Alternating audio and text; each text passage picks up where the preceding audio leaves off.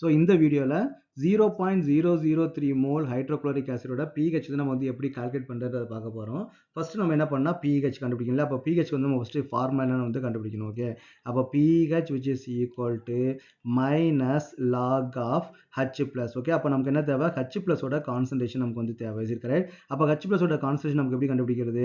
அப்போ hydrochloric acid நமக்கு வந்து எப்படி டிசோசியேட் ஆகும்? H plus plus Cl minus நமக்கு வந்து டிசோசியேட் ஆகும். இது கம்ப்ளீட்டாக வந்து டிசோசியேட் ஆகுதுன்னு கொடுத்துருக்காங்க. அப்போ எல்லா ஹெச்சிலுமே நமக்கு என்ன ஆயிடுது? H plus and Cl minus நமக்கு வந்து டிசோசியேட் ஆயிருக்குது. அப்போ ஹெச்சோட கான்சன்ட்ரேஷன் எவ்வளோ கொடுத்துருக்காங்க? 3 × 10 to the power of -3 கொடுத்துருக்காங்க. அப்போ H plus நமக்கு எவ்வளோ இருக்குன்னு பார்த்தீங்கன்னா 3 × 10 to the power of -3 வந்து இருக்கும். Cl நமக்கு எவ்வளோ இருக்குன்னா 3 × 10 to the power of -3 வந்து இருக்கும். Is it correct? அப்போ நமக்கு என்ன ஆகிடும்? எல்லாமே நமக்கு வந்து டிசோசியேட் ஆயிடுச்சு. அப்போ HL வந்து நமக்கு வந்து 0 ஆகிடும். இது எல்லாமே நமக்கு வந்து டிசோசியேட் ஆகிடும். அப்போ நமக்கு தேவை H plus ஓட கான்சன்ட்ரேஷன். அப்போ pH which is equal to minus log of 3 × 10 to the power of -3. Is it correct?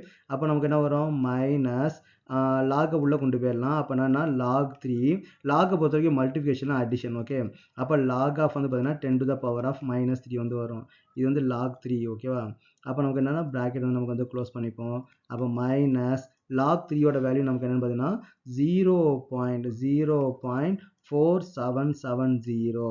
இங்கே நம்ம வந்து log of 10 to the power of -3யோட வேல்யூ என்ன வரும்? -3 வந்து வரும். அப்போ என்ன பண்ணோம்? 3லேருந்து